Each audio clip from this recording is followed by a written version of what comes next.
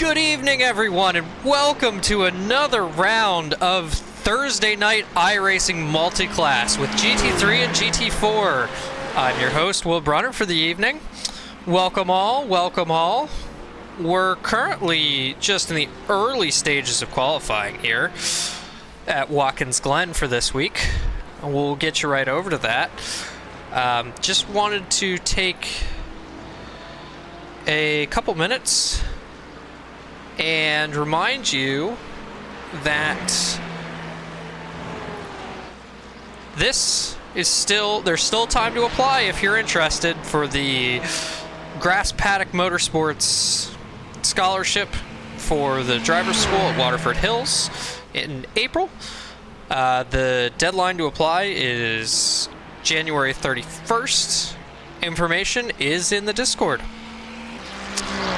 Anyway, on to track. Here we go.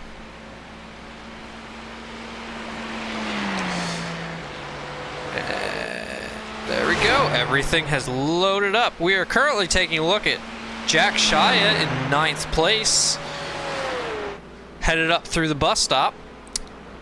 But currently, your GT3 pole sitter is Nicholas Maynard in that green and silver Lamborghini. Second place is Joel Bandera, both in the pits. Third is Dan Griffin, also in the pits. Alex Hansen jumps up to second. If my camera will come back, please and thank you. Now running down through turn 1, as time has actually expired for GT3. So if you're on a lap, if you started your lap, you can finish it, but you cannot start a new one. Or now it has, actually. So Alex still out there, still going. See if I can. There's quali mode. Trying to remember where that is for this time. As Jack Shia has 2 purple sectors, can he finish out his lap? Run it up through the final corner, tracks out near the wall. Driving towards the finish and jumps to second place. What a very nice lap with a 144.2 to Nicholas Maynard's 144 flat.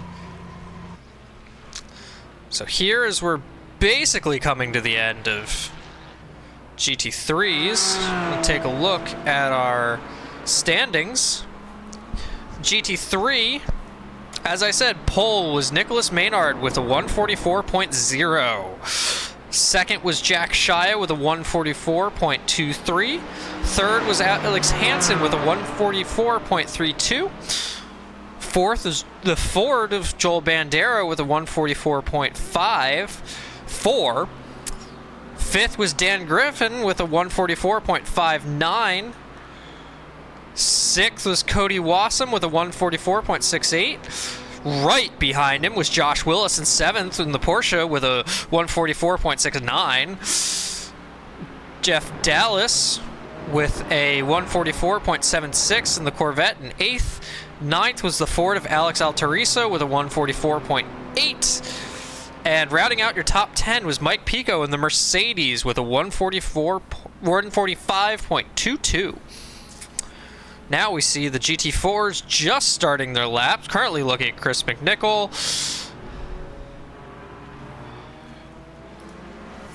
Jacob Cunningham, I believe May is actually the first on the road. Yeah. William Campbell, been challenging them pretty hard this season. And while we're still on our first laps, that are mostly going to be bankers, I'm going to see if, real quick, I can give you a quick rundown of the standings. Because you might be interested in that.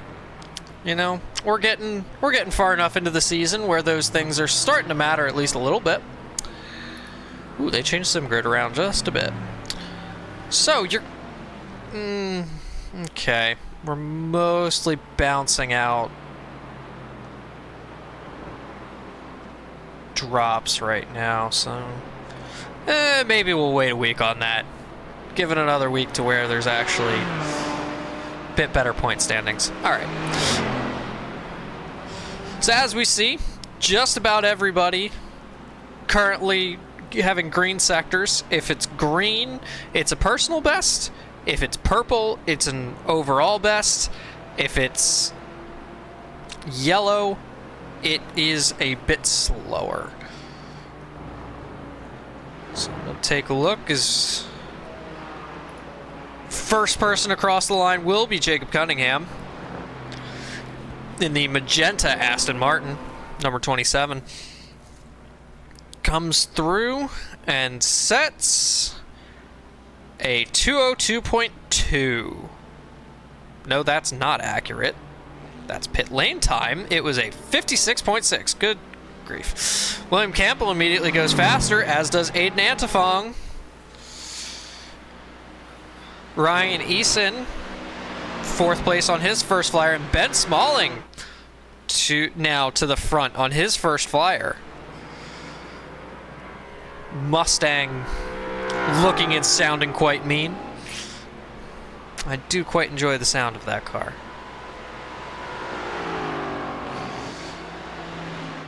At least first laps, though, all pretty close in the GT4 field that we have.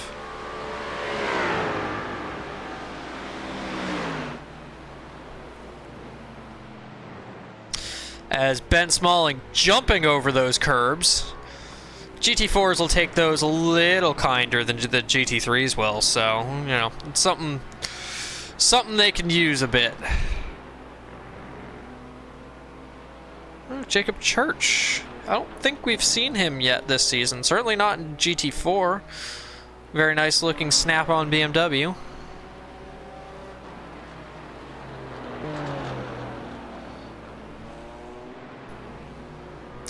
Chris McNichol in the Porsche, Kevin Bolland in the Porsche, Mercedes of Ryan Eason.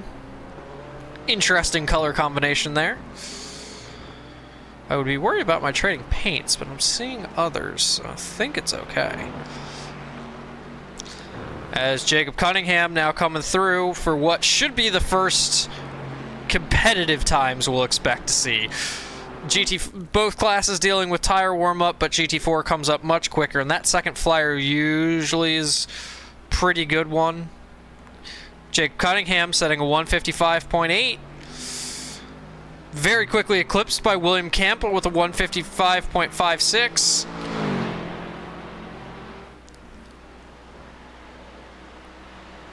Ben Smalling comes through. Improves to a 156.09, but goes third. Aiden Antefong with a 156.13 did not improve on that last lap. Tyler Loranjo did improve with a 156.3. Ryan Eason still sitting on a 156.6. Chris McNichol with a 156.7. Does say he went faster that lap, but I would have expected a little more speed. Although maybe the Cayman's just struggling a little bit around this track. The Cayman that we have in iRacing is an older model. I believe this is the 2017 or 2018 spec of it. Probably 2018. They have subsequently replaced it, but it's still a competitive car within the field.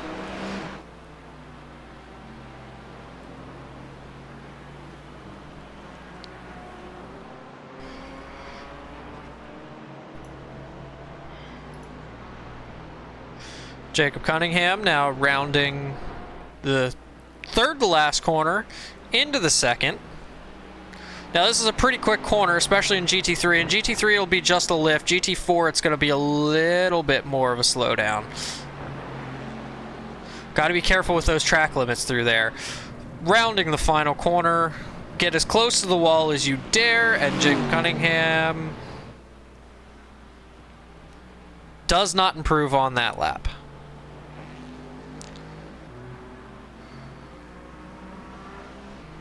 Chris McNichol does not either. Ben Smalling goes faster, but possibly invalid. Not sure what I'm looking at there.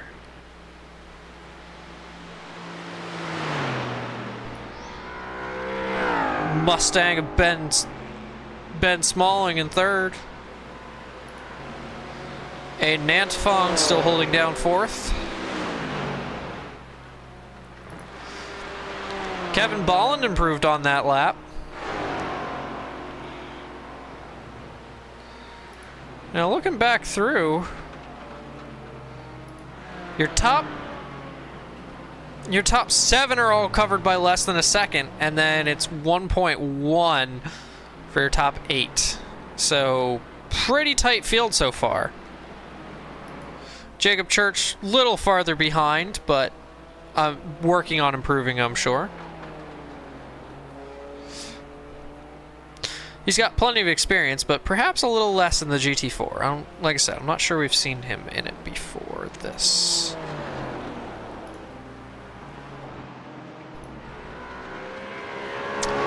Oh, that sound. Very nice. So we've got less than a minute left in qualifying for these drivers to start their final laps. Now, I'm not sure if it'll benefit them to keep pushing. You know, I'm not sure if the tires are going to take that as much as they would like, and we're still produce fast times.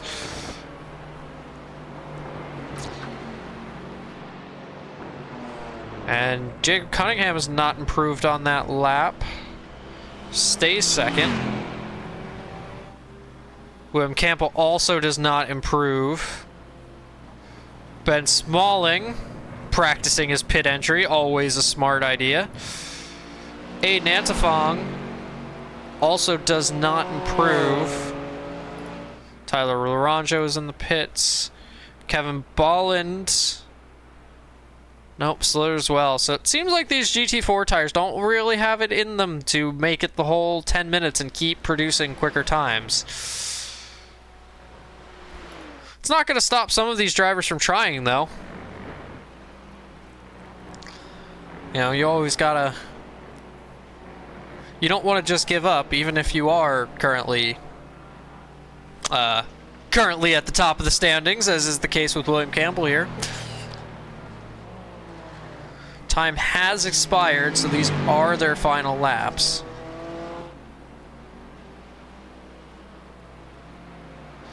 Through the toe of the boot goes William Campbell.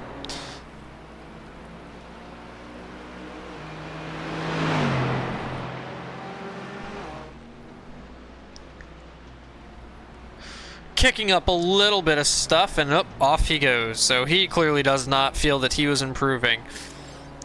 Aiden Antefong, on the other hand, does continue.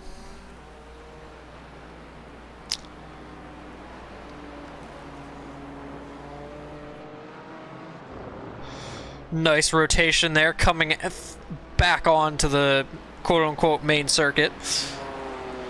Through the second to last corner, uses a little bit of curb, but not too much.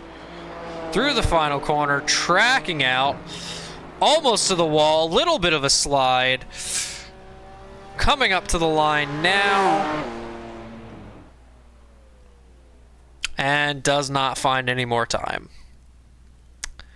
Well, it was worth a shot for sure. And that, I believe, is it for qualifying. So I will do a quick rundown. Your grid in GT3, first is Nicholas Maynard, second Jack Shia, third Alex Hansen, fourth Joel Bandera, fifth Dan Griffin, sixth Cody Wassam, seventh Josh Willis, eighth Jess Dallas, ninth Alex Alteriso, 10th Mike Pico, 11th Chris Lovett, 12th Adam King, 13th Morgan Stringer, 14th Bronson Turner, 15th Colin Johnson, 16th Brad Sievers, 17th Corey Fortner, 18th Patrick Rich, 19th Patrick McNichol, 20th Evan Laranjo, 21st Justin Harper, 22nd Joe Harkness, 23rd Tyler Smith, 24th Ross O'Connor, 25th Riley Mills, 26th Colin Smith, 27th Trevor Williams, my apologies, 28th Jason Vondra, 29th Rick Wolf, 30th Dustin Schroeder, 31st Jake Breedlove, 32nd, Jake Kaminsky's 33rd, Jacob Bagnowski, 34th, Austin Pitts, and 35th, Parker Standeret. First in GT4 is William Campbell, followed by Jacob Cunningham, Ben Smalling, Aiden Antifong, Tyler Laranjo. 6th is Kevin Ballin, 7th is Ryan Eason, 8th is Chris McNichol, and 9th is Jacob Church.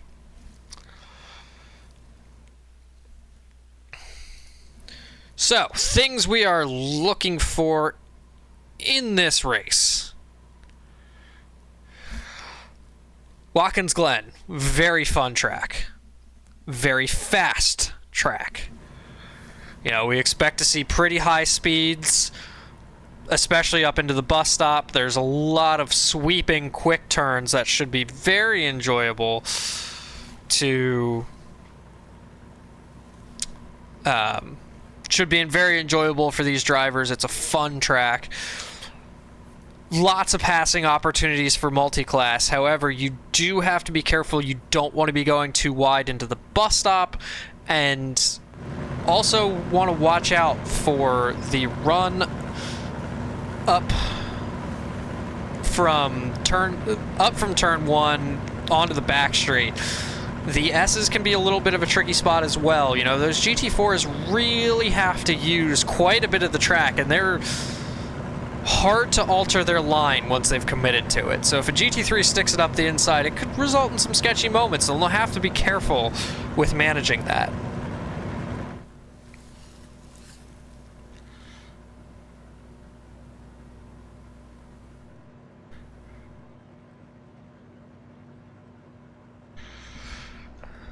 As off rolls the iRacing pace car. For those that are counting at home, and may or may not have noticed, I did make it rotate through the various vehicles that we have.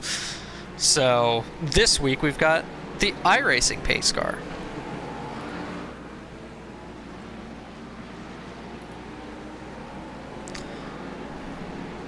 As you can see, everybody weaving around, those GT3s with their tire warm-up. Drivers all want to have at least some warmth in them. You know, you really don't want to be going into turn 1 and realize, oh no, I don't really have much in the way of tire heat, and around goes your car. Not a fun experience.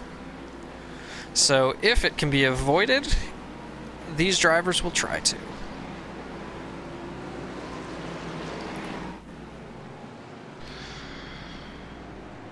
We look on from above as the field's rolling down towards the bus stop. Like I said, tricky spot, can be a passing opportunity, but also can be pretty tricky. You really don't want to be too wide. It'll slow you up a ton. It's a big time loss to do that.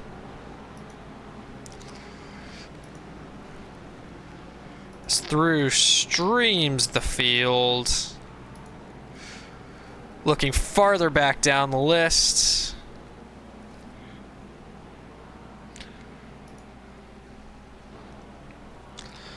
And there's your GT4 field. Small but mighty. Hoping for another week of some good battles here. You know, we've seen quite a lot of intensity from these guys, especially prior to the pit stops. They have their challenges after them. A lot of times, whoever gets into that second stint the best kind of gets to run away, but they'll figure it out, and hopefully we'll have a good race here.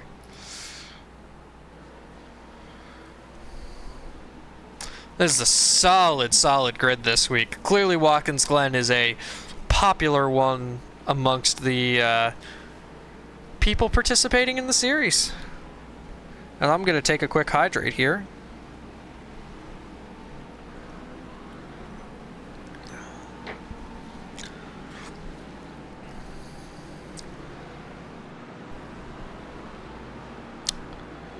As we get ready for green flag. A couple of drivers still doing some last minute weaving. The field is forming up. I do believe there's somebody I was going to say, I think there's somebody possibly missing from that grid. There's certainly a hole there being left on the second row. I'm not sure if that was occupied by a driver or not, but off comes the pace car.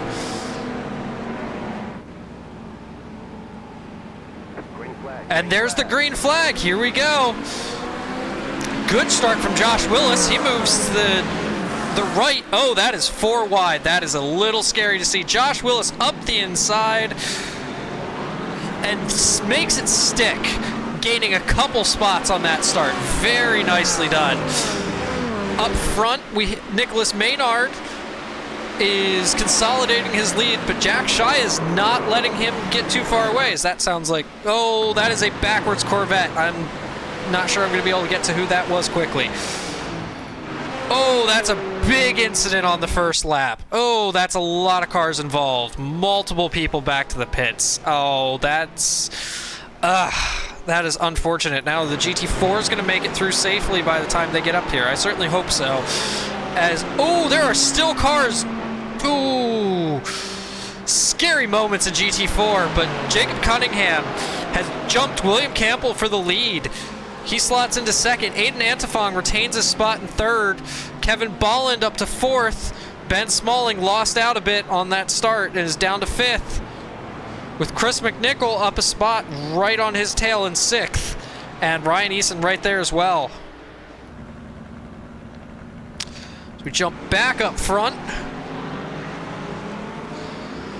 Dan Griffin did lose a spot on that start to Josh Willis, and some very nice moves as Mike Pico up the inside now.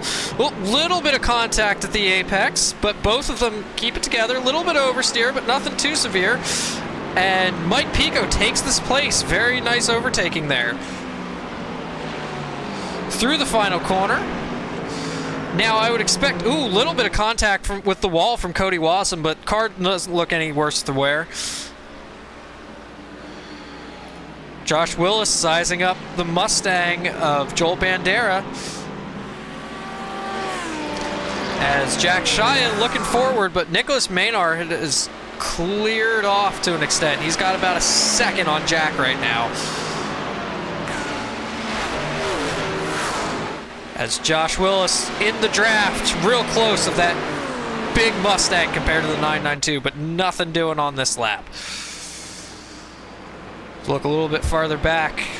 Dan not able to make any headway on getting that place back yet, but is still very close to Mike Pico.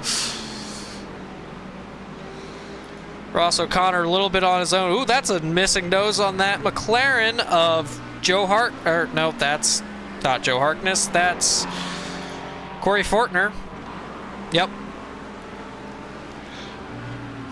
Less than ideal, and all of that mess that happened there. Hopefully, it looks like most people are still going with perhaps a bit of damage. Yep, that's a missing nose on that one. Out of the pits comes Colin Johnson, having repaired. Now, they do get a fast repair. So, if you're involved in that first lap incident, hopefully the majority of them are going to pit, take their repairs, and come back out and keep going. As, yeah, the likes of Alex Hansen from pretty high up the grid, now currently overtaking GT4's 4 position.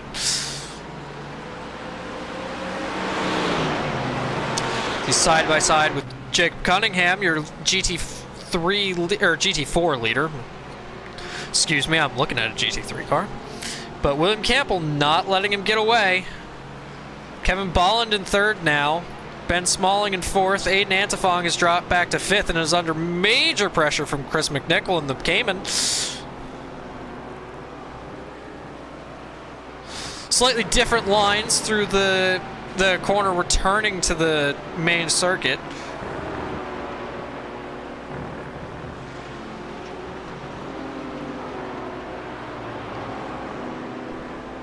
As on to the front straight they power.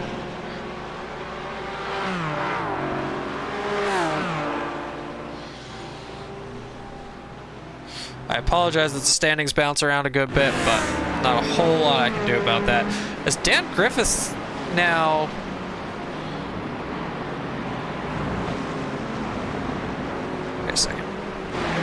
Ah, okay, that is a lap down car I'm seeing in the middle of them, I believe.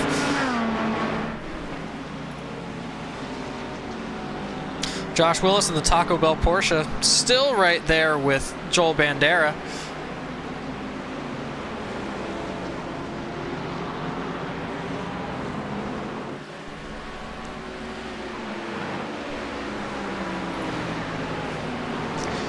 Now, a lot of cars here, all right in a row. That is a lap down car in the middle there, I believe, of Brad Severs. Yes. Yep, moves over to the right. Starts to let the line through, kind of.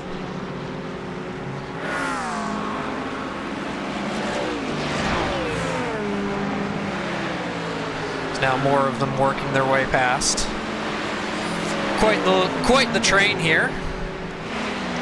So I'm sure Dan Griffith, having dropped back a little bit on the start, I'm sure is looking to, yeah, at this point is -4, so definitely going to be looking to try and gain some spots back. Ooh, runs up over the curb, and chaos ensues. Not an ideal run through there. You don't want to be getting up on that curb. It will just send you flying. The reef profile definitely making that corner a bit trickier, especially for the GT3s. As we look forward now.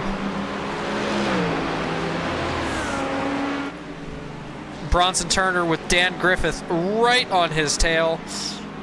Ooh, big dive into that corner.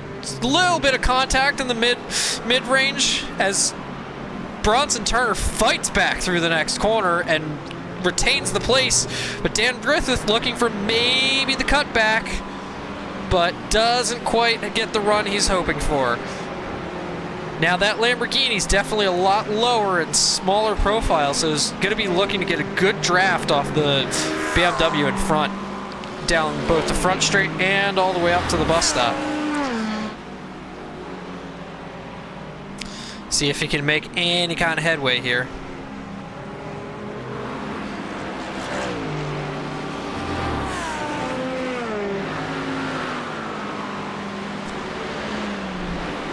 So we see back a little farther, just noticing Jacob Magnowski up currently 18 places in class, 17? One of the two. Little bit of damage on that front left. I'm not surprised to see anybody back here with damage after whatever happened on the first lap. We obviously didn't quite catch that, but certainly a bit of chaos there. So we check back in on our GT4s. William Campbell has made the overtake on Jacob Cunningham at some stage. I'm sure they're gonna make fun of me at some point for the fact that I probably jumped off right before it happened, but such is the way of life when it's one person with camera. Jacob Cunningham running a little bit wide there. So these drivers do have a 15x incident count before drive-through, and then they get drive-throughs every 7 afterwards. So there's certainly some flexibility, but you know, you start racking them up, and it's pretty easy to get that drive-through and then that stack them pretty quickly after that. Now look a little bit farther back in GT3. There's quite the little stack up here behind Kevin Ball. Oh, behind Aiden Antefong, looking around the outside of Ben Smalling through the carousel and gets the place. That was an excellent move, as now Chris McNichol also looks up the inside of Ben Smalling and takes the place off him as well. Ben Smalling dropping back a little bit here,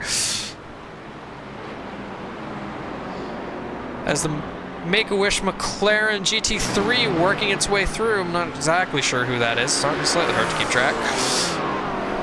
As actually, I'm going to say that's probably Riley Mills. Yes, it is.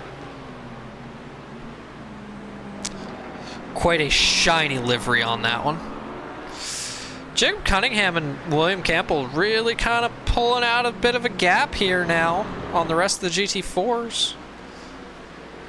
Look ahead. The GT3s. Joe Harkness looking forwards towards Rick Wolf with the lap car of Brad Sievers in between.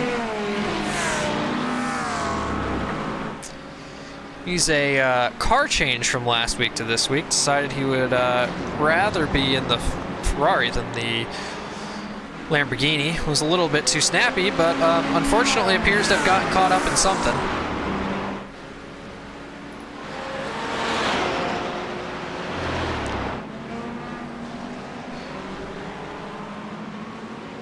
So we look ahead here and see who else is close at the moment.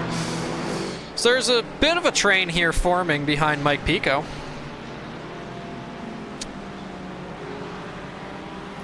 So actually, Jack Shia's got a little bit of pressure from behind by Joel Bandera as they overtake a GT4. That being the Mercedes of Ryan Eason.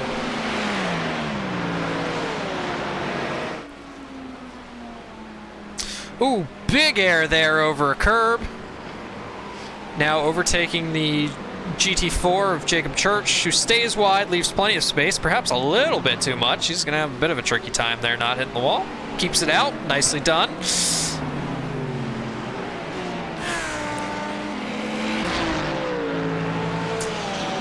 As we're going to take a quick look from the roll bar of Joel Bandera, as he chases Jack Shia for second place.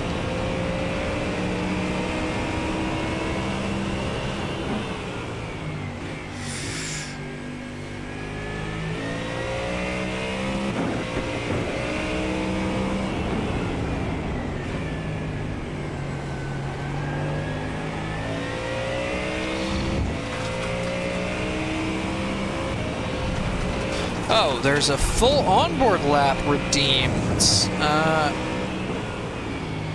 Okay, Mad Mike, you're looking for a good onboard battle. Let's see. These two are a little bit more spread out, but if we go back to Ross O'Connor, my apologies, right on the tail of Dan Griffin, we'll ride along board for a lap.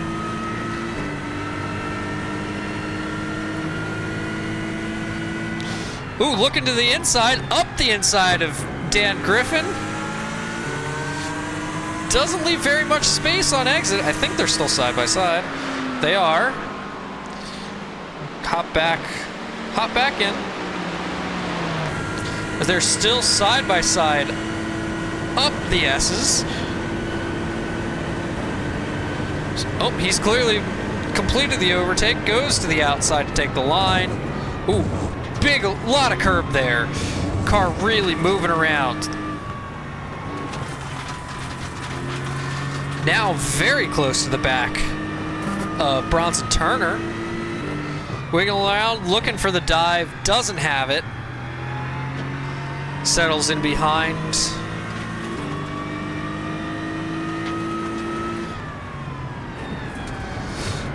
Closes up on the brakes a good bit into the toe of the boot. Now gets a much better run off the exit, now side by side again. Is he gonna get two places done on this lap? Deep on the brakes into this corner. Tracks out and place done. Very nicely done for Ross O'Connor.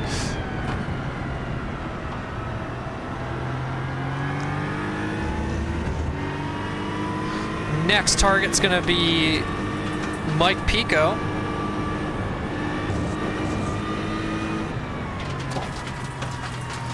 Through the final corner we go. And now drafting down the front straight. And we're gonna jump forward. Take a look back at the menacing maw of that Aston Martin GT3. If this were night, you'd be getting absolutely blinded by that ridiculous light bar. It's an Aston Martin. It's fancy. And then you have what looks like Jim Bob's light bar that he stuck on top of his big lifted truck. But here we go. Ooh, very closes up quite a bit through the bus stop. Very nice run. Now has to clear around the outside of Ben Smalling. Flash of the lights is from Mike Pico as he comes up on the battle for third in GT4. Yes, third. That is. Oh, that's Joel Bandera backwards. Woo. Oh, as Mike Pico cuts to the inside of Kevin Bolland. Now around the outside goes Dan Griffin. That is. Whew, that is some spicy times for those GT4s. Big dive here from Ross O'Connor. Gets the job done on Mike Pico. Mike Pico now looking to cut back maybe. Gets a run on the outside, but is not on the optimal line for the corner. As now behind him, Dan Griffin looking to potentially try and take advantage, but not quite able to get there. So now, hey, we're going to take a quick look here at this GT4 battle we've got going on. Still same as we saw him last time, but very, very close together. That M4 looking quite large around those two Caymans, which not terribly surprising, but also entertaining nonetheless.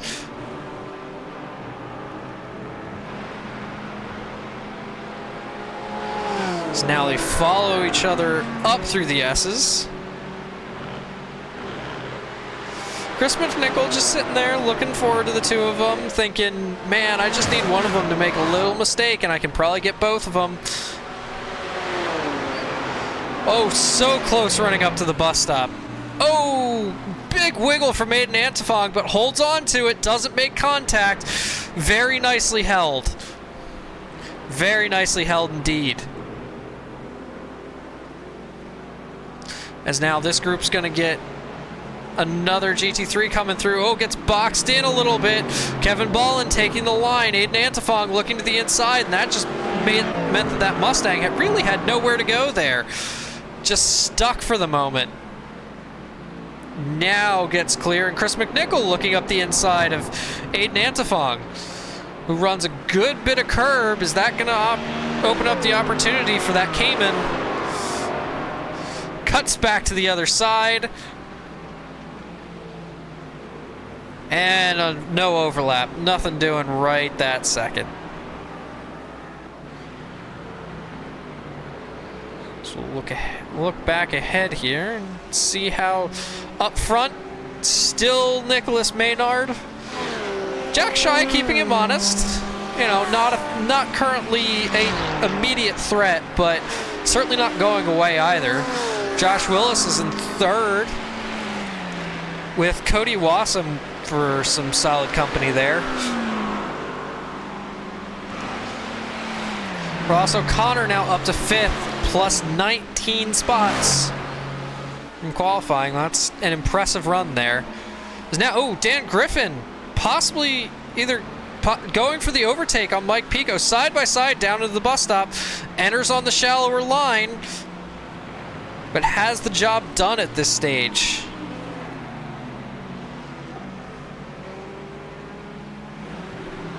Sweeps through the exit of the carousel and just on his line now, not even thinking backwards at this stage. And off he's now going to try and go to potentially chase Ross O'Connor, but that's going to be a pretty tricky job at this stage.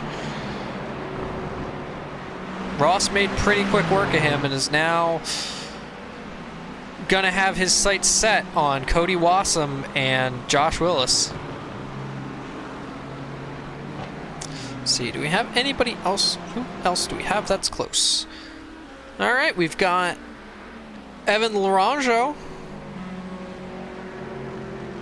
quite close to Riley Mills here. Flash of the lights from Evan, trying to distract Riley there. A little bit of an interesting spot to attempt that, and I'm probably not gonna not too much to distract him for through the S's. Swinging in, good bit of curb there. Saw some Looked like possibly all 4 tires up in the air. Now keeping it a little bit tighter through the carousel, opening it up onto the corner exit.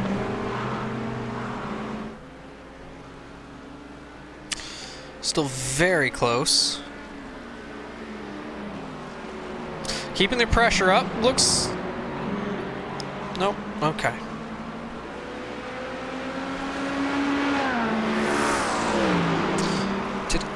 Looks like... Did he pit? Not sure. So, things to keep in mind for this race. For those who are new, and a reminder for those who are returning, these cars are currently limited on fuel, so they will have to make a stop for fuel. Tires are up to their choice. In GT3, they're limited to 65%, and GT4, they're limited to 75%. With the length of tire stop, I really wouldn't expect a GT4 to attempt to change tires. It just takes too long. GT3s, it's an option. You have to deal with tire warm-up, so that can be a bit of a disadvantage to that strategy, but it can be worth a try.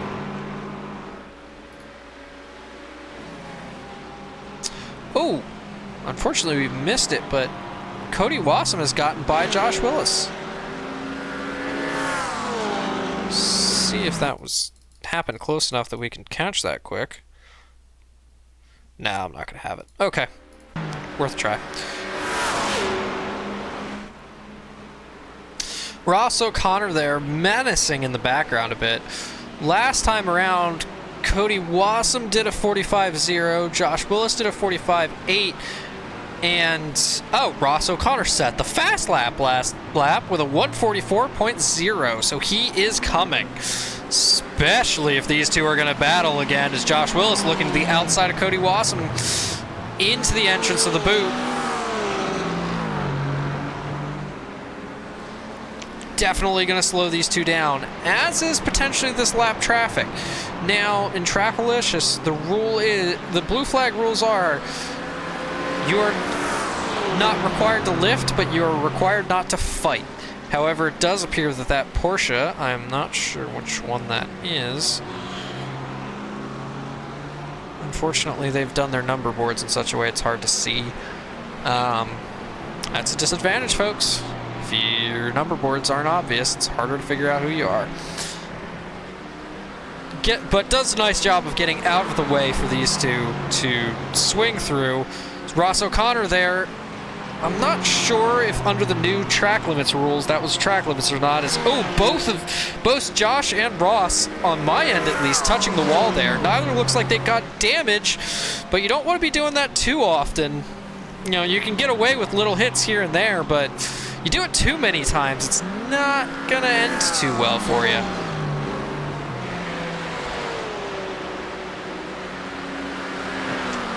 Ross O'Connor now properly menacing Josh Willis. He's going to be very aware that that gap has closed rather rapidly, as last time around Josh Willis did a 45.2 and Ross O'Connor did a 44.07 and is now right there on the back bumper. Actually looks like he may have had to brake mid-corner as he got a significantly better run through.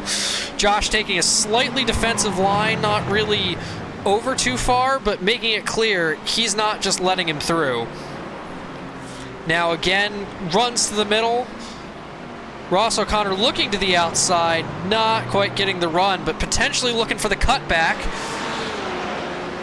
Doesn't quite get the drive, but is still very close. I'm expecting a dive here. Yep, there it is. There's the dive, but Josh Willis closes the door a bit, squeezes Ross, and he has to back out and gets a little bit of a wiggle on himself. But Ross is right back on him.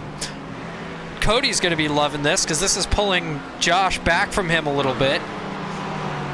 Now, I'm sure he's... And the longer he holds him back, the better it is for Cody. It was, again, a little bit of sparks flying off the wall for Josh Willis, as here now Ross O'Connor to the inside, and Josh does not fight it too hard. I think he knew at that point what was done was done. He wasn't quite gonna be able to fight it.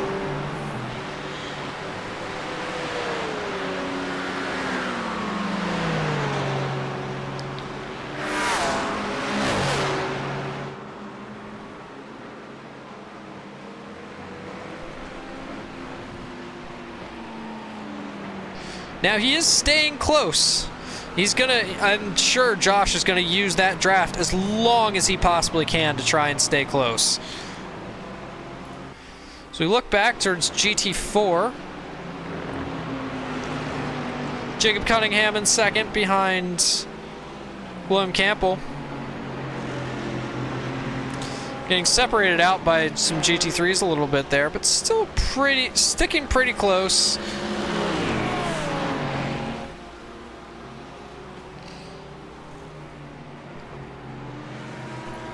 Kevin Bolland Kevin Bolland now in 5th, Chris McNichol in 4th. There's some shenanigans appear to have occurred somewhere along the line for them to be this separated now. Yeah, wow. That is... something must have happened, because that is a large gap compared to what it was. So we're going to go back for it and see what kind of progress Ross O'Connor's made. Ross O'Connor looking to the outside for the final corners. Oh, into the pits comes Cody Wassam. He looked at that and went, no, thanks. I'm good. I'm going to pit. Freeing Ross O'Connor now to look up the road another 5-some seconds up to Jack Shia.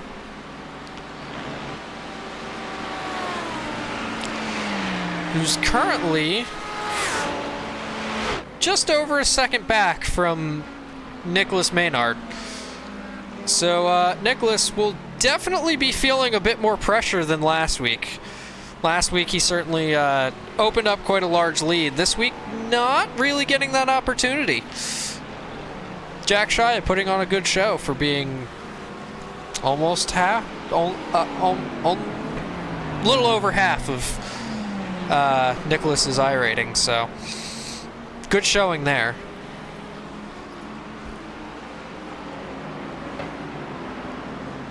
As back behind that, we see damaged car of Colin Johnson. Unfortunately, one of the many that appear to have been caught up on the start. A couple cars possibly in the server that never actually turned the laps. Brad is in the pits. Is he done or just sitting for the moment? Yeah, GT4, whatever happened, they're spread out now, unfortunately, other than your top two. So is there anybody else close? Evan Laranjo got around Riley Mills at some stage. Riley kind of keeping pace, but dropping back some. Jake Breedlove has, I'm not sure, the 7-11 is not for position. Justin Harper is a lap down to him. So look ahead. Mike Pico under significant pressure from Bronson Turner behind. Bronson Turner looking to the inside into the bus stop. Scary place to try and do that. It's tricky because you do tend to get a pretty good draft, but you really have to be pulling hard to actually be able to use it and effectively. As Ross O'Connor has reset the fast lap now to 43.9, so he's gone faster than anybody did in qualifying. That lap was a good 0.6 faster than Jack and 5 faster than Nicholas Maynard that last time around. So he is going to be catching relatively quickly as we get almost to the halfway point, 30 seconds to that point, and pit cycle will start to play a factor. You know, you do have to make your choices on when you're going to come in.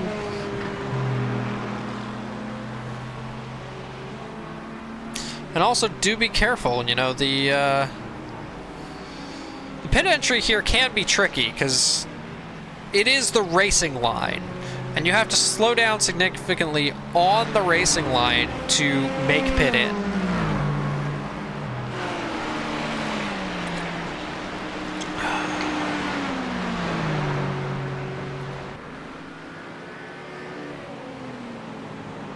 Nope, that was not actually what I thought it was.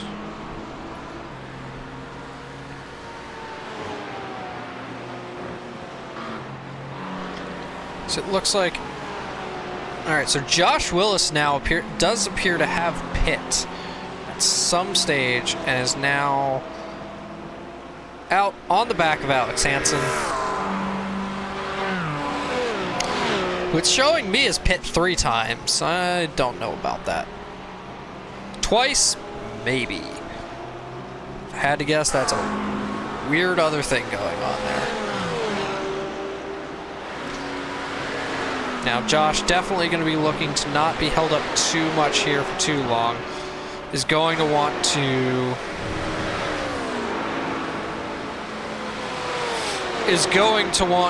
Oh, and I did just hydrate, but I will do so again.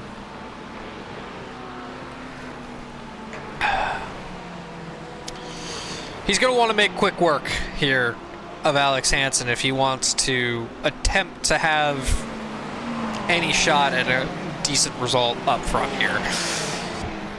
I would say it looks like the two up front are pretty well cleared off, but as Ross O'Connor now resets the fast lap again with a 143.7. So he is moving. Very quickly catching Jack Shia, who is very quickly catching our GT4 lead battle.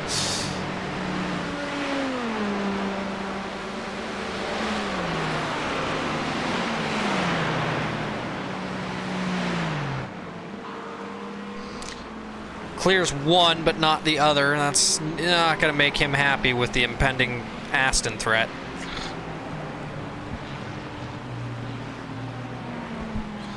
Clears the others through the carousels. Ross O'Connor running pretty wide, going around the outside of that GT4. Now does get held up by the GT4 leader. Moves to the inside on corner exit and is through now. Yes, using the pit in announcement is a decent way of alerting those around you, although I don't know, I always forget that it exists. Perhaps not a good habit, but where we're at nonetheless is it does appear we've got a few more pit callers at this stage.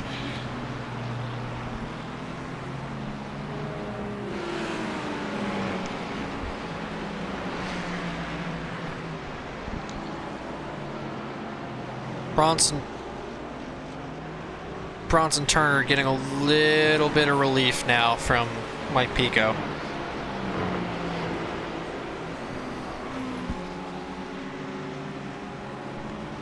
In the background, I believe that was GT4 leader pulling off into the pits. It was. So William Campbell into the pits. Jake Cunningham continuing for the moment,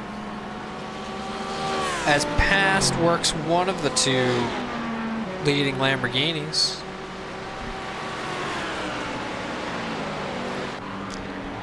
Ah, that was Dan Griffin as opposed to Nicholas Maynard.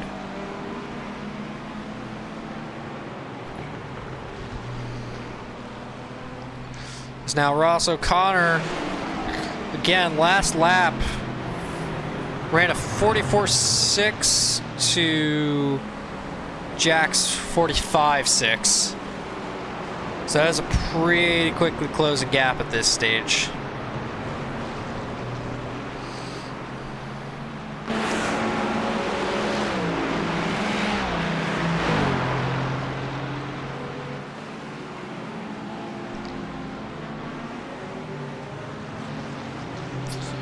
So we see who else. Josh Willis. currently working by William Campbell, who's on his way out of the pits.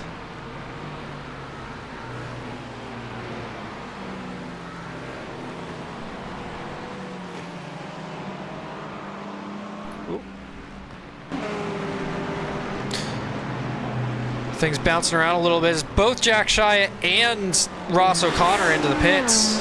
Now, Jack's looked less planned than Ross's did.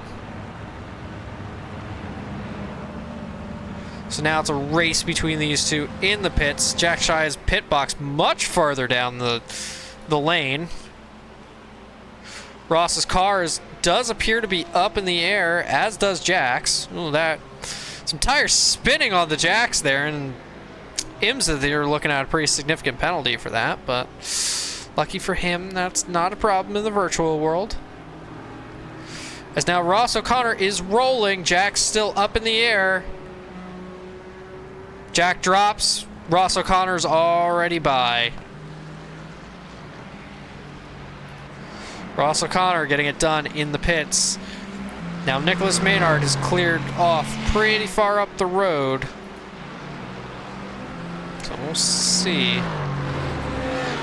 See how long he chooses to hold out. 36 minutes in, he is likely pretty close to the end of his fuel endurance that he's got at this stage. Josh Willis working by some traffic.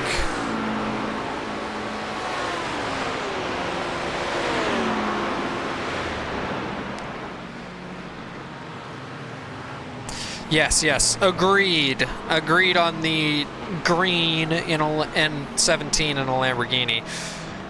Now, it's not what I would say is the quote-unquote right shade of green. It's certainly not what Lamborghini would put on a quote-unquote factory car, but that does not stop it from looking nice. Just don't let my alma mater hear me complimenting that shade of green. It's a school rival. Anyways, so we look back. Adam King on the back of Trevor Williams. Trevor Williams running wide and Adam King up the inside. Move done. Very good job of taking advantage of opportunities there by Adam King. Now Cody Wassam has Jacob Magnowski for company, although Jacob Magnowski looks to be pit. Yes, he is definitely staying in the pits, carrying damage from the start.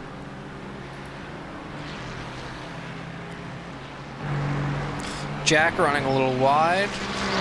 Turn one. Cody's probably looking towards him to try and make some progress, but has some lap traffic to get through on the way there. And back to GT4 land. Jacob Cunningham has not pit yet.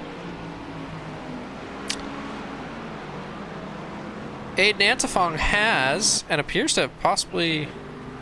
Or no, Aiden Antafong is in the pits now. Campbell has just re-overtaken him to retain track position.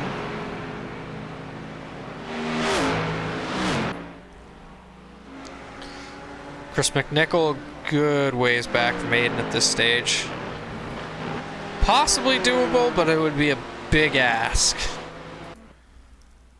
And Jacob Cunningham, your GT4 leader. Possibly last of the GT4s not to have pit. Yeah, I would say definitely the last of the GT4s to not have pit at this point. So looked for him to be coming in pretty shortly here at 39 minutes elapsed. And as I say that, into the pits he stays. Or goes, rather.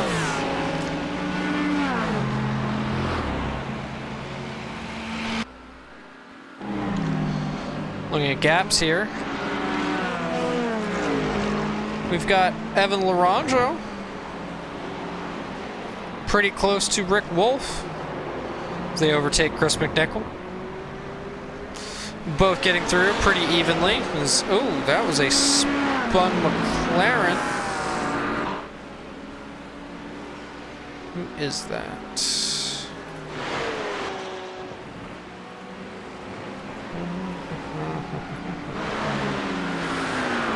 There's one of these two. Holy smokes! Very nice, very nice. Another 36 months. Very nice indeed. Whole 3 years. And you take a look at Josh Willis, currently sitting 6th. And Nicholas Maynard has now pit.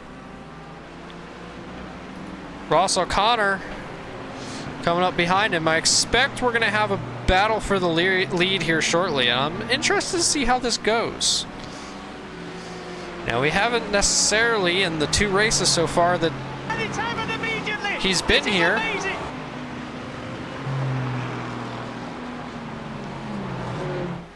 in the time that he's... Oh, is in the background. That's a Mercedes around on pit entry. Not sure who that is. I'm sorry, I am terrible with figuring that out. Oh, it was the likes of Jake Breedlove. I'm not sure what happened there, but he's definitely got damage on the nose, and hopefully that didn't impede that other car coming into the pits. You know, a spin's a spin.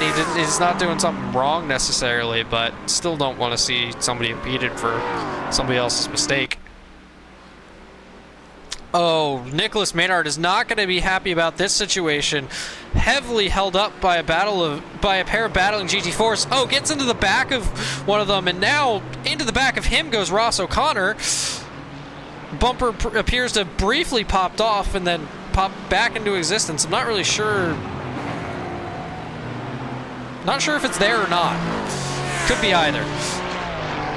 But Ross O'Connor taking advantage of the situation to go through and into the lead. That's him now up 23 places. And Jack Shia maybe now looking to see, you know, might not have the pace for the win here with how Ross has been, but with potential damage on that Lamborghini, he might have pace to overtake for 2nd place here.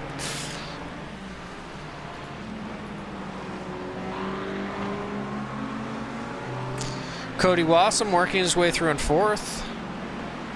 Dan Griffith not far behind. Josh Willis there with Bronson Turner for pretty heavy company right behind him. So that GT4 of Ryan Eason that got spun there in the carousel.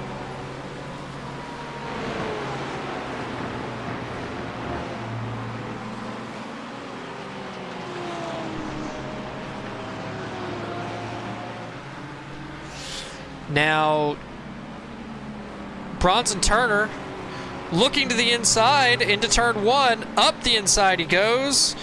Josh Willis gives no real fight. I think Josh knows Porsche maybe not the best here.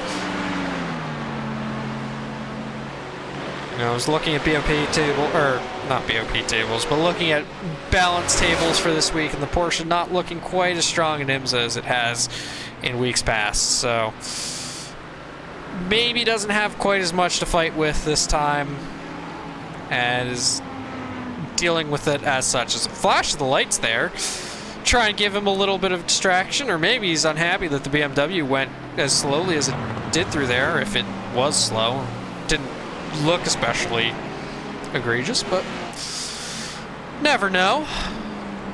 Using all of the curb there and then a little extra, throwing a bit of dirt up.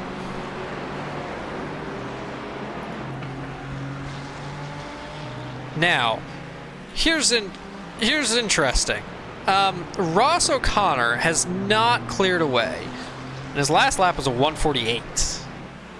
Now, I think that was the traffic-affected lap, but is he suffering some ill effects of potentially some damage from that situation? Because Jack Shia is right here, and definitely looking at the back of Maynard at minimum. There's a kiss of the wall there for Ross O'Connor.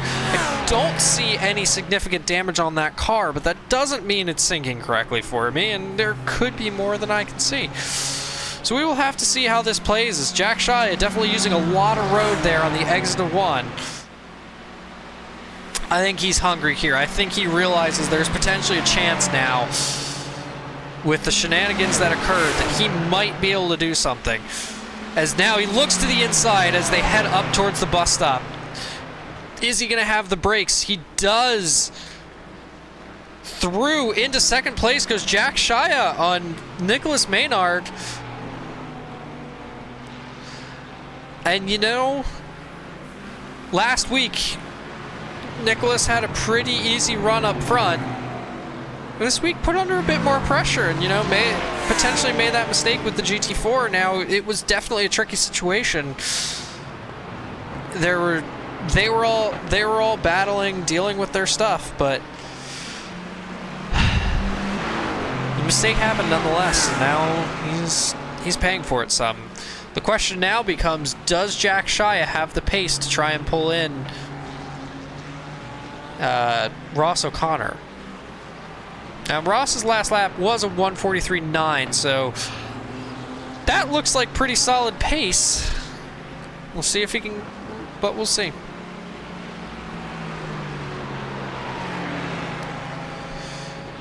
And Jack's also going to have to deal with the fact that Nicholas is not giving up either. That gap staying 0.3. And certainly going to be pulling in the draft, trying to potentially look towards getting that position back. Running very wide on exit 1. As time goes on, gotta watch that X limit, especially now with the contact. That'll push it higher as well. Jack Shia not gonna be happy to see that GT4 up there. For potential of catching it is, ooh, big curb, big fly through there. Jack cutting to the inside of Chris McNichol. Chris McNichol runs wide with the car there. Definitely having a moment, but gathers it up well, doesn't find the wall, all good, and continues on his way.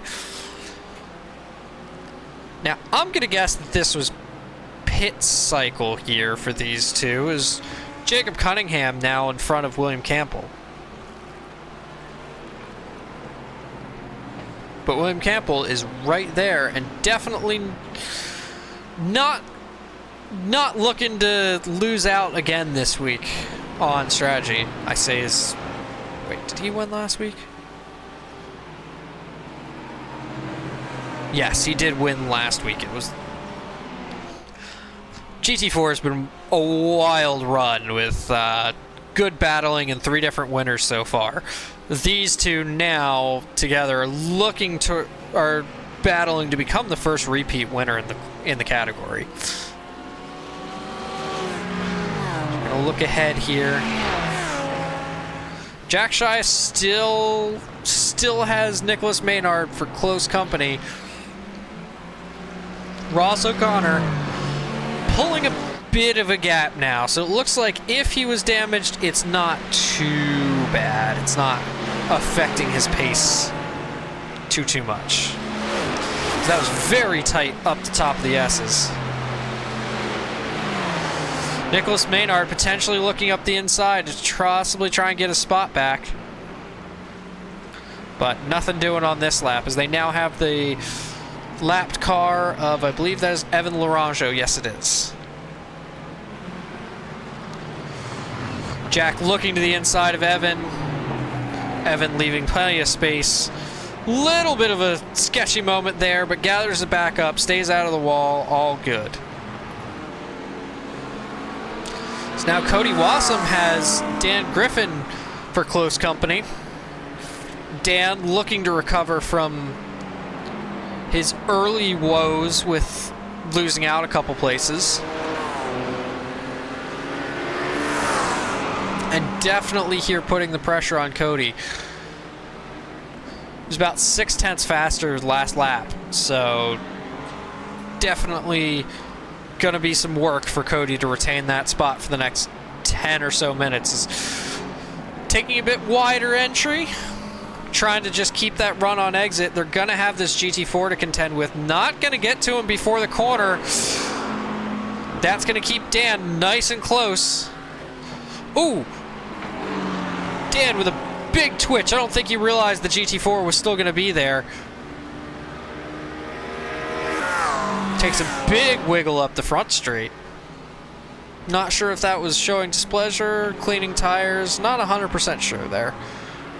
But on they move. No major issues. As now, up front, Nicholas Maynard has gotten Jack Shia. Jack now re-challenging on the outside up to the bus stop, but not able to get alongside close enough as the lead battle in GT4 is right in front of these two. They're not going to want to give up anything. Nicholas Maynard going very wide, Jack keeping it a little tighter on exit. Background, William Campbell looking for trying to find a way through on Jacob Cunningham. Oh, as Evan Laranjo sticks his nose in and tags the GT4, and now Jacob Cunningham gooses it a little bit too much trying to recover and does another little quarter spin. That ends that before it had a chance to really get good. So we'll go back to these two.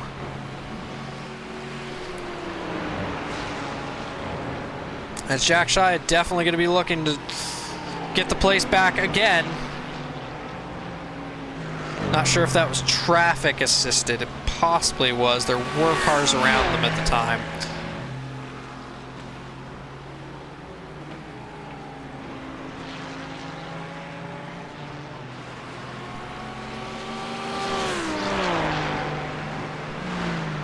Any other battles on track right now? Let's see. It seems like Bronson is pulling a gap on Josh. Mike Pico kind of there, kind of not.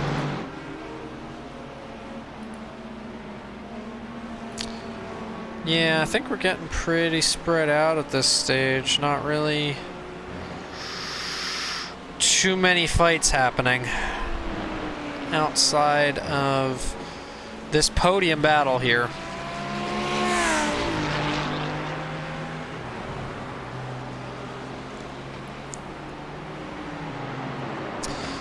Jack taking a slightly narrower entry to the toe of the boot. Closes up a little bit. This is also close between these two. I forgot this also potential is now Dan Griffin getting quite close to Cody Wassam. In fact, I'll attempt to monitor both battles as best I can. Taking two different approaches to the re-entry to the quote main circuit. That corner is a funky one. You kind of can do a few different things on entry. There is a fastest line, but what you give up on entry, you gain on exit oftentimes. Dan now looking very close to the back of Cody. Pops out to the inside. Big dive. And Cody... Oh, but Cody's coming back. Dan did run off track on exit trying to overtake, and Cody gets the spot back. So big dive from Dan doesn't quite pay off there.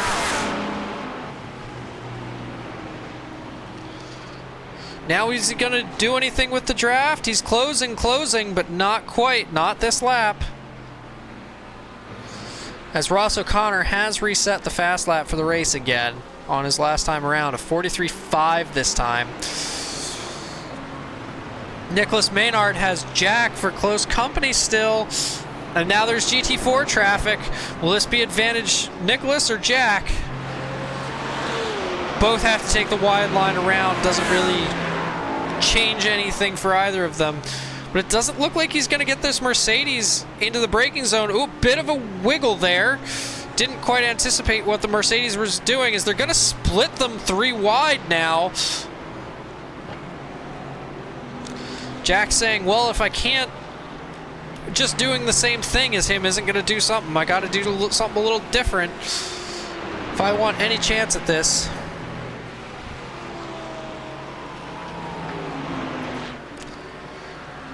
Back to these two. Stand very close again into the final corner.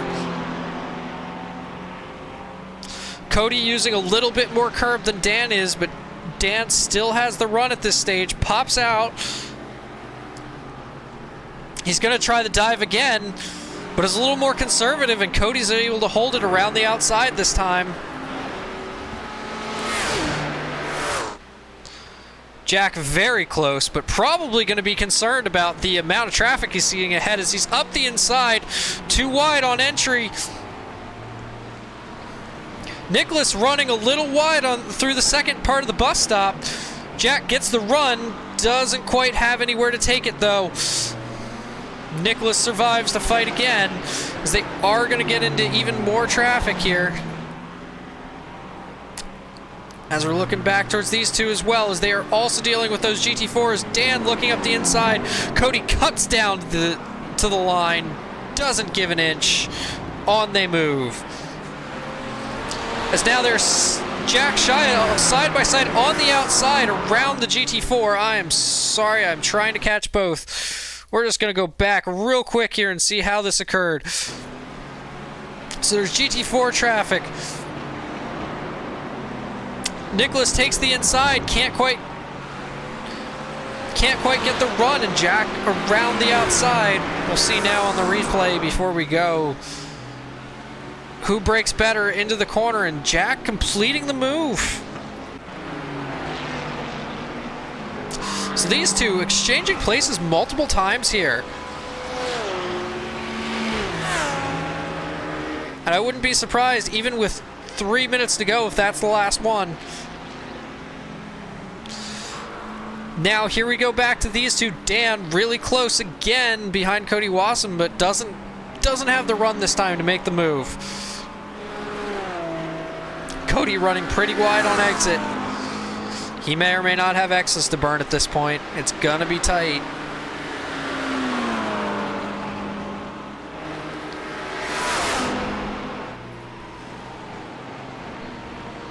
Jack now pulling a little bit of a gap here.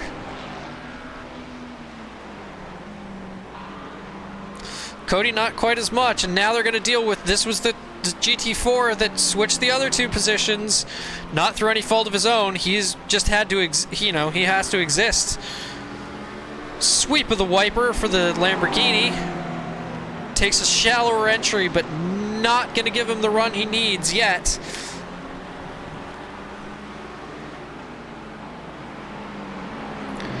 Looking back, Mike Pico's closed up to Josh Willis as well.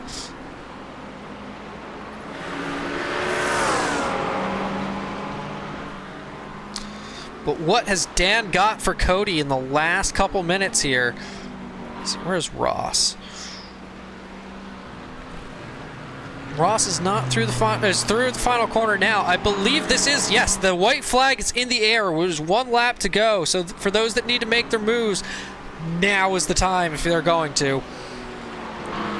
But Dan's gap is a little wider to Cody this time around than it was last lap. As I say that, oh, and Dan goes around. Oh no! Oh, and even breaks the wing on exit. Hopefully he stays there. Yep. Waits for the coast to be clear. Oh, that's not going to be comfy for him. Is Mike Pico going for a move on Josh Willis? Side by side down the front straight. Oh, Mike Pico banging doors a little bit. Josh giving it back a little bit in the braking zone. Oh, I hope. Oh, gosh. I don't necessarily want to follow him too harshly here. But that missing rear wing is not going to be fun. Josh holding the inside. Mike Pico to the outside on the run up to the bus stop. Oh, they're squeezing each other. A little bit of side by side, and Josh on the narrower entry takes the line. Kevin Bolland takes the racing line as he needs to. Ooh! Mike Pico cutting the inside. 3 wide again around Kevin. He has been quite the epicenter for attention through these last couple of laps for these lead battles here. Jack appears to have second pretty well, and it's going to be close.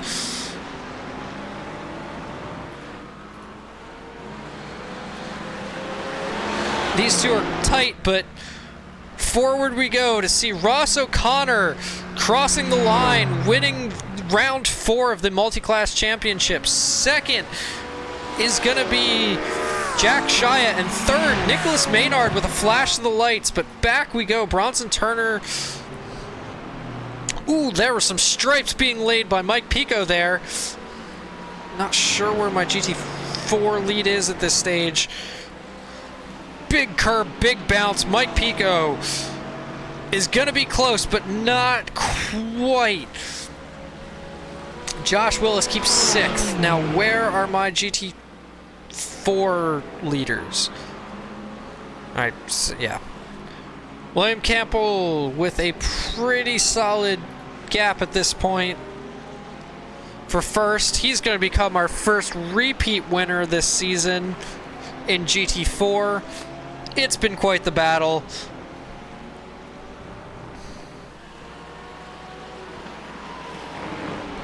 Through the second to last corner he goes. Rounding the final corner, and William Campbell to the line. First repeat winner in GT4. Second, coming home second, Jacob Cunningham had his chances cut short. Unfortunate end to that. And third across the line is Aiden Antifong to round out your GT4 podium.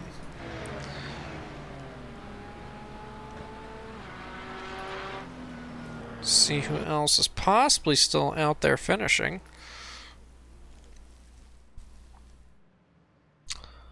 I think that's about it here, folks.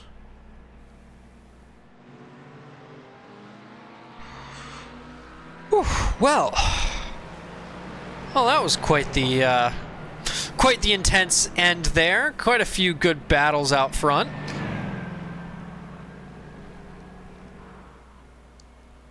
Some hard racing around some lap traffic, as is often the case. And back to the studio we go.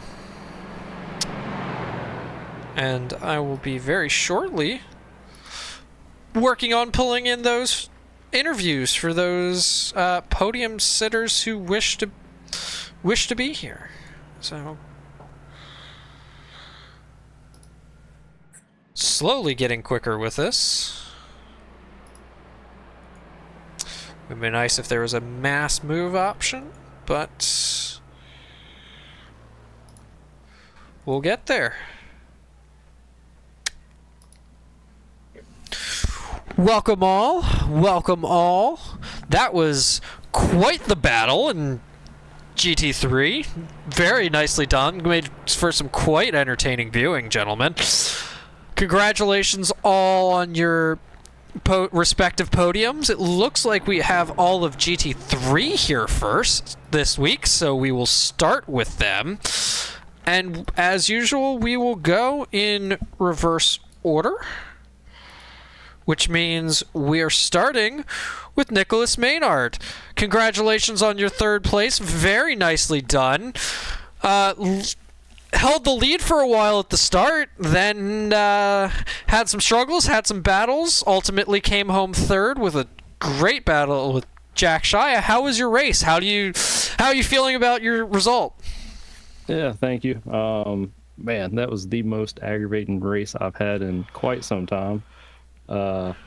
Halfway through, my stream computer started glitching and everything, so I was out there driving, like trying to fix it at the same time. Called my wife up here, tried to get her to help me out, and then finally threw that in the dumpster and then tried to focus back racing. And by that time, everybody was on my tail or passing me. And then, man, gosh, it didn't matter how far I had my elbows out. Those guys were battling hard. It was fun racing, but yeah, it was a good time despite all the issues going on.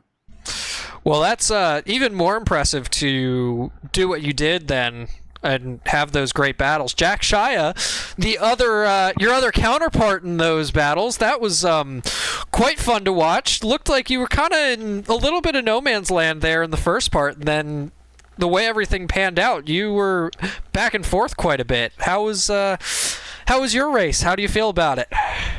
Yeah, I think it just kind of worked out. I won't think Nicholas, that's probably the cleanest, most fun battle I've had on here in a while. Seemed like a little more straight line was the key to the end there of the Lamborghini, but it was just a great race. I knew once Ross got to us, we kind of had no chance at the lead and we're just battling for second. So, but it was still a ton of fun. Yeah, I didn't clock that one early until I saw him moving through. I think it was like 5th, 6th, 7th place when he was starting to really show the pace. So, Ross, that was quite the run up the field. Was there an issue in quali that led to that, and how do you feel about your recovery? I mean, you've won, so I assume pretty good, but... Yeah, thank you. In quali, I was being called because one of my dogs got loose, so we had to take care of that. But kind of thought it was over from there, especially on the pace lap and then that turn 3 and 4 incident. But kind of just put my head down, was able to get through. Car was pretty hooked up thanks to the P1 dog setup. So, yeah. Yeah, very nicely done, and yeah, nice job navigating that. I didn't see exactly what happened. I heard it in the background, and then I couldn't quite find the right spot to be, and just saw cars everywhere. So good job to get through that. Now it looks like we just have the second and first in GT4, but we'll run with that. So Jacob Cunningham, congratulations on your second place. I'm sure a little bit of disappointment there given how it looked like the race went, but you know, we travel on. How did it go? I mean, it was just another race-long tooth and nail fight with William again, so had a lot of fun with that. It's just annoying getting ran over by a GT3 car that's multiple laps down, but you know, things happen. That's racing. Really fun battle, and we can be happy with that. Yeah, it looked like you had pretty strong pace, but things just didn't quite cut your way, unfortunately. However, they did for William Campbell, our first repeat winner in the GT4 category. Very nicely done. Congratulations. How was your race? All in all, it was pretty good. Qualifying this year has definitely been on point outside from that Daytona race, but had a really good start at the start, but I checked up for the incident that I was going at the first lap there. Lost the lead through that, but managed to kind of keep with him. Had actually a really good overtake on the outside going into the bus stop on Jacob just due to the lap traffic. He had a bit of a slow run. One of the cars overtook him, so I managed to get back there, and then from there I was trying to manage the gap. Decided to pit a little bit early because I saw that we were starting to catch some of the GT3 traffic, so I figured I'd go in, get fresh tires early, avoid most of that traffic, and luckily that paid off because I was racing him on exit, and he had to take the time to heat up the tires. So from there, it was I took back the lead. One more incident where I almost lost it into the bus stop, but I managed to hold on to it. And then from there, it was basically just the one incident. But we were close. Pace was very close. I do want to actually have one race with them at one time this year where I can actually race on merit and not have an incident kind of mess with things in between us. But it was definitely a good race. It's good to be the first repeat winner. So far, I mean, before this race, I know it was Jacob, I, and McNichol that were all basically tied for the lead with drops. So having another win here is definitely good to try and maintain that lead. Yeah, absolutely. Congratulations all. Very nicely done to all of our podium finishers. Real quick, just going to plug one more time. The 2026 GPM Driver School Scholarship. It's a scholarship to run at the SCCA Driver School at Waterford Hills. Apply by January 31st if you are interested, and there's more details on the Discord. Other than that, next week we're off to Circuit Gilles Villeneuve. That's pronounced horribly. I know it is. He's annoying. Run a quote. So, it's Montreal. Let's get excited. That's going to be a fun one. We have not been there with Trackalicious yet that I'm aware of. So, new territory for a lot of people. Should be a good race. Let's get excited, and we will see you all next week. Have a good night.